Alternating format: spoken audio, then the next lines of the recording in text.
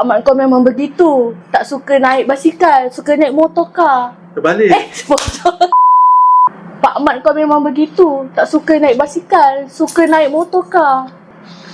Okay, action. Okey. Nama dia Sufian. Rizal.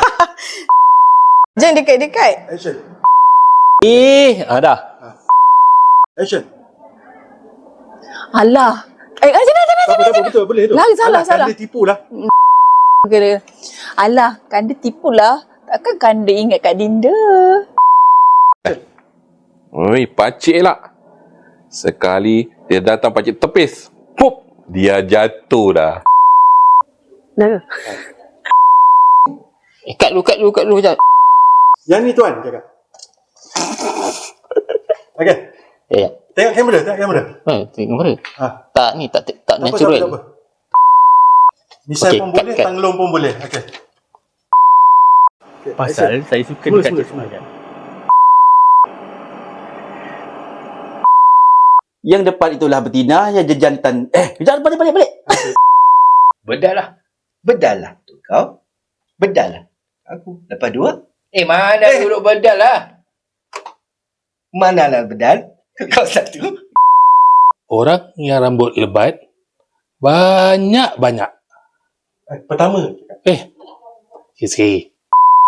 Orang yang rambut banyak, silap. Orang yang lebat. Jubah Yahudi mabuk. Lupa lah. Betul.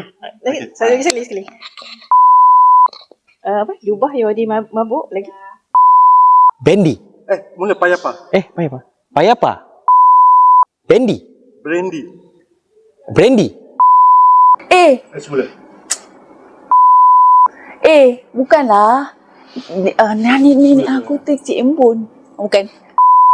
Action. Rumah yang kau cakap dulu, ada orang tinggal tak? Okay. Yang kedua.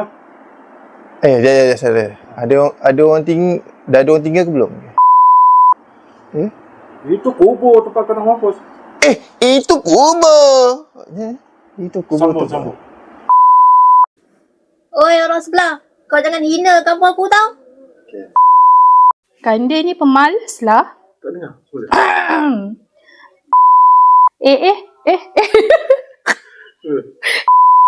Selamat maju sekali Delay dah.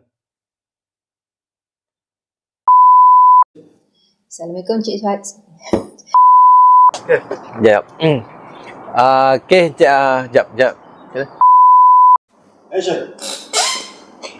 Ya cikgu. Saya kenal cikgu. Yang ni mata di atas, yang ni mata di tengah cikgu. Haji pakai tuncit.